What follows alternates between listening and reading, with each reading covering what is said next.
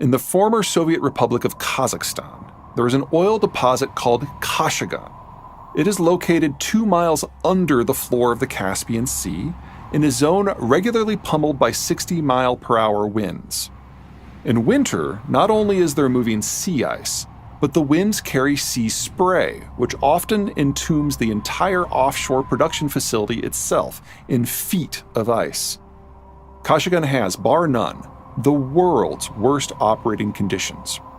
Kashagan is a vertical deposit, over 2 miles from top to bottom. Its oil is so high in sulfur that the crude must be processed once it makes landfall, generating miles-wide sulfur beds. Kashagan boasts the world's most difficult technical environment.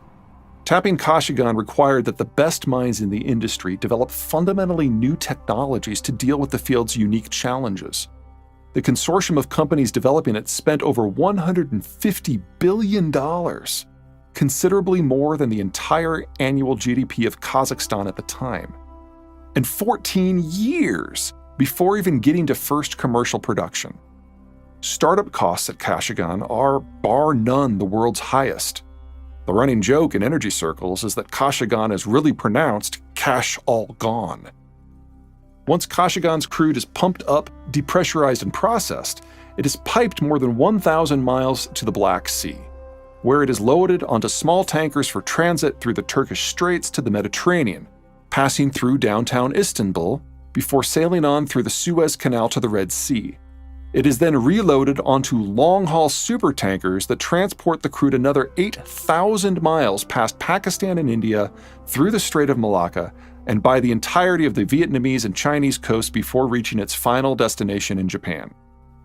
It's a dicey route. Kazakhstan is a former province of Russia, and the two do not get along. Turkey has fought 11 more major wars with Russia, and they do not get along. Egypt is a former province of Turkey, and they do not get along. Saudi Arabia considers Kazakhstan an economic competitor, and they do not get along. The route passes by Pakistan and India, who do not get along, and Vietnam and China, who do not get along, and China and Japan, who do not get along. Oh, and there are pirates in the Red Sea and Malacca as well. Kashagan's export route is the world's riskiest. There are iffy plans to ship Kashagan oil east through a series of patched-together and patched-up Soviet pipes to extreme western China, before it is sent on across the 2,000-ish mile trip to the population centers on the Chinese coast. Considering that the route exposes people and infrastructure to temperature swings from 40 degrees below zero every winter to 105 degrees above zero every summer, it is unclear if this would be a logistical improvement. The bewildering Frankensteinian wonder that is Kashagan and its export route could only occur under the aegis of the Order. The Order has made everything so peaceable and stable and wealthy for so long that production and transport systems that would have been considered several steps beyond asinine in any other age are well within reach. It will not last. Kashagan's 500,000 barrels of daily output is obviously not long for this world, but is hardly the only production zone that faces complete collapse in the years to come. Modern energy in general, and oil in specific, is what separates our contemporary world from the pre-industrial. It separates what we define as civilization. Considering the transport conundrums that have held humanity back throughout the 6 millennia-long stretch of recorded history, oil is a pretty magical substance. Oil-derived liquid transport fuels increased our capacity to move objects at distance by a factor of 1,000. On-demand electricity, directly or indirectly made possible by oil, had a similar impact upon our productivity. For the first time in history, we could do anything and go anywhere at any time. Even better, for the first time, we didn't mean the most powerful empire of the era, but instead every individual person. Once your home is wired, everyone can have electricity at low cost. Unlike wood or coal, oil-based liquid fuels such as gasoline and diesel are so energy-dense and so easily stored that we store them within our modes of transport. Without oil, the American-led global order would have never had a chance, nor would have passenger cars, or global food distribution, or global manufacturing, or modern healthcare, or the shoes most of us are wearing. Oil's power is such that in many ways it has almost enabled us to ignore nothing less than geography itself. Almost. Oil is not quite that perfect. The restriction oil insists upon is not technological.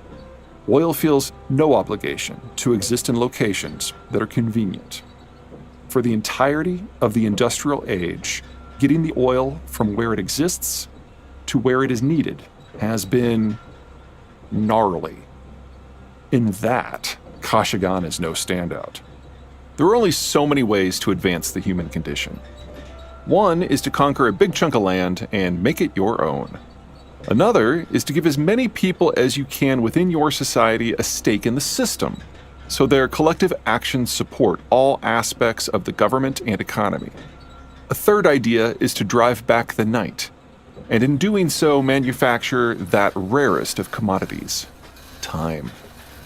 By the late 1700s, the British were playing around with textiles ever more aggressively. The newer looms and spindles and spinning jennies had a couple of common characteristics. They were the newest and most expensive technologies of the age. It was important to protect such assets from the elements, and working them required a very keen eye both for quality output and to avoid losing fingers. If you've ever been to England, you'll recognize the problem. English weather is often wet and dark. London is far enough north that December averages less than 8 hours of light a day, assuming it isn't raining. And it is always raining. That made the interior of the cotton mills dark. Traditional torches would have contaminated the yarn and cloth. Candles don't generate enough light. And the long-distance backpacker in me can assure you that raw cotton is an excellent fire starter. The solution was whale oil. Clean, bright, long-burning, and easily contained within an appropriate lamp. Whale oil protected the staff by limiting injuries, while simultaneously boosting how many shifts a facility could run. The stuff quickly became the go-to for everything from church services to cocktail parties to middle-class apartments. And with the early Industrial Revolution providing Europe with food surpluses, humanity was quickly expanding to fill all available space, demanding more oil to light more church services and more cocktail parties and more middle-class apartments. Nor was the whale oil only used for light.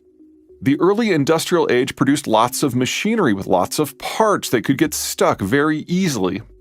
To prevent damage to both man and machine, lubrication was the solution. The whale became a panacea.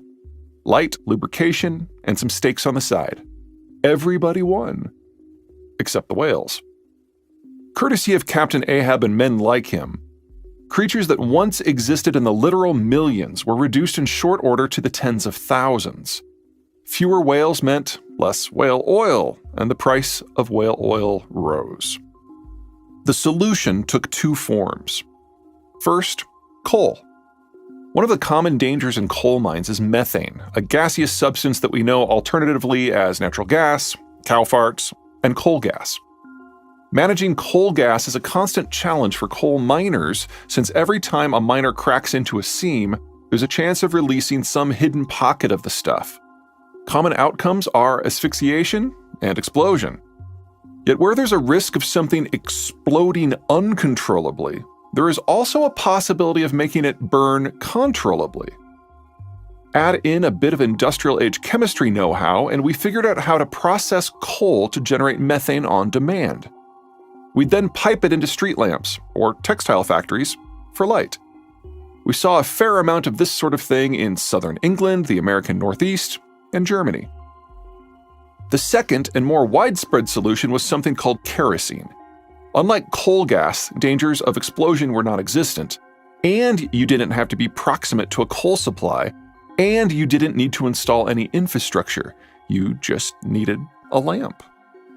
Early kerosene was sourced from coal. But the distillation process was far more expensive and dangerous than getting on a wind-powered vessel and sailing halfway around the world to do battle with colossal cetaceans before climbing into their corpses to hack away their insides, then boiling the bits on the same vessel and voyaging back, all while accompanied by a bunch of violently horny ex-cons. Near simultaneous technological breakthroughs in America and Poland in the early 1850s proved it was far cheaper, faster, and safer to source kerosene from something that at the time was known as rock oil. Today, we call it crude oil. We then turned to sourcing. Humanity had known about crude oil seeps since ancient times. The Byzantines used such oil sources to make a party favor known as Greek fire for their enemies, while the Zoroastrians preferred to light the seeps on fire to ensure that the party never ended. The problem was volume. Such seeps rarely generated more than a few quarts of the stuff a day. Humanity needed 1,000,000 times more, 1,000,000,000 times more. The solution bubbled up out of America. In 1858, one Edwin Drake applied some railway engine parts to a vertical drill outside of Titusville, Pennsylvania. Within a few weeks, the world's first ever oil well was producing more crude oil in a couple of hours than most seeps would in a year. Within a few short years, kerosene proved so cheap and easy that whale oil all but vanished from the lighting and lubrication markets. Then, we started applying material science expertise we had only recently gained from tinkering with coal to this new world of oil. It wasn't long before whale oil replacement kerosene showed us the way to wind power replacement fuel oil and horse replacement gasoline. Whale oil had many uses, and it took the better part of 7 decades for petroleum to completely eclipse it. Oil was no longer merely a product needed to push back the night and slick up gears. It was the material that allowed us to do everything, which meant we needed more. The empires of the day began a hunt, global in scope, for those famous seeps that had colored cultures throughout antiquity, so that they could drill the tar out of them. The northern seeps of Zoroastrian lands, contemporary Azerbaijan, were now in Russian hands. Their southern seeps lay in Persian territory, but that didn't stop the Brits from taking control. The Dutch asserted imperial power over the seeps of Java. The Americans had not only Pennsylvania and the Appalachian Basin, but also the wider Ohio River Valley in Texas. In the rough-and-tumble world of imperial competition up to and including World War II, control of such production sites were not simply an issue of critical importance, but often the difference between strategic strength and obsolescence. The commonality of these early decades of the oil era were simple. Either you had oil, and so could field modern military gear complete with the insane speed and range and striking power it granted, or you were on horseback. Thus, oil production sites were among the world's most jealously guarded locations, and everyone kept their oil in-house. Each country had its own major oil company: Compagnie Française des Pétroles for France, the Anglo-Persian Oil Company for the United Kingdom, Standard Oil Company for the United States. We know them today as Total, BP, and ExxonMobil, respectively. Their first and primary responsibility was to fuel the home front. To that end, exports were sharply limited. Foreign production was shipped home, and each country had its own internal pricing structure. Prices among these sequestered systems regularly varied by in excess of a factor of 3. The Americans, who produced everything they needed at home and so didn't need a globe-spanning merchant marine, were pretty much always on the low end of the pricing scale. Between the newness of the oil-related technologies and the criticality of the oil supply, World War II showcased resource centrality in a way unprecedented in human history. Empires used to fight over pepper because of the money its sale could generate. Empires fought over oil because they couldn't fight a war without it. The Japanese successfully captured Java in 1942 to acquire Dutch oil resources, while America's unrestricted submarine warfare by the end of 1944 starved the Japanese of fuel. The Germans' desperate bid for those old Zoroastrian assets in Soviet Azerbaijan foundered at Stalingrad in the winter of 1942-43, while the Americans bombed Romanian oil fields in August 1943 to deny the Nazis their output. America's crude oil came from the lower 48, not some far-off land dangling at the end of a vulnerable supply line. Not only did the American war machine never face large-scale fuel shortages, but the Yanks were able to keep their British and even Soviet allies fueled up. Without Pennsylvania and Texas, the war would have ended very differently. The way the Americans rewired the world at war's end changed everything. Oil was no exception.